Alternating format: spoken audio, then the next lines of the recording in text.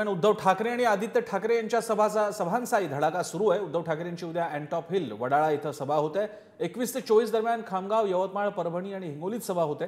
आदित्य ठाकरेंचा 22 एप्रिलपर्यंत शिर्डी ते छत्रपती संभाजीनगर असा दौरा होता आणि आज आदित्य ठाकरेंची सभा शिर्डीत होते। 20 एप्रिलला बाजार समिती, सावंगी तसंच 22 एप्रिलला संभाजीनगरमध्ये जाहीर सभा होते।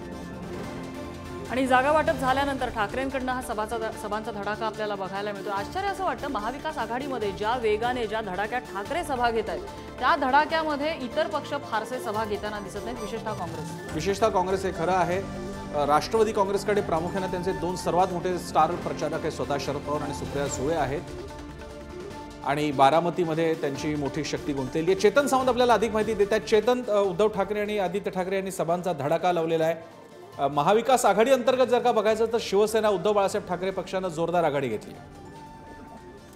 नक्कीच ज्याप्रमाणे महाविकास आघाडीमध्ये महत्त्वाचं स्थान देण्यात आलं आहे ठाकरेंच्या शिवसेनेला, त्याप्रमाणे सभेचा देखील धडाका पाहायला भेटत आहे। जरी पहिल्या टप्प्यामध्ये म्हणजे विदर्भामध्ये जरी उद्धव ठाकरेंच्या सभा झाल्या नसल्या तरी मात्र आता मराठवाड्यामध्ये येणाऱ्या निवडणुकांमध्ये बुलढाणा असेल, वाशिम असेल, हिंगोली असेल, यवतमाळ असेल, परभणी असेल, या ठिकाणी संलग्न उद्धव ठाकरे यांच्या रोज सभा होणार आहेत। त्याचबरोबर आदित्य ठाकरे यांचा देखील आज शिर्डी दौरा आहे। या शिर्डीमध्ये देखील आज सभा होणार आहे। त्यानंतर घनसावंगी इथे एक सभा होणार आहे आणि संभाजीनगरमध्ये सभा होणार आहे। एकंदरीतच लोकसभा निवडणुकीच्या पार्श्वभूमीवर ठाकरेंची शिवसेना अलर्ट मोडवर आलेली पाहायला मिळत आहे, ऍक्शन मोडवर आलेली पाहायला मिळत आहे आणि हा जो सभेचा धडाका आहे हा 24 तारखेला जरी थांबत असला तरी त्याच्यानंतर 2 दिवसाच्या विश्रांतीनंतर पुन्हा एकदा जिथे जिथे ठाकरेंच्या शिवसेनेचे उमेदवार आहे या प्रत्येक उमेदवारांच्या मतदारसंघामध्ये एक सभा अशा उद्धव ठाकरे यांच्या सलग 6 दिवस त्याच्यानंतर देखील सभा असणार आहेत।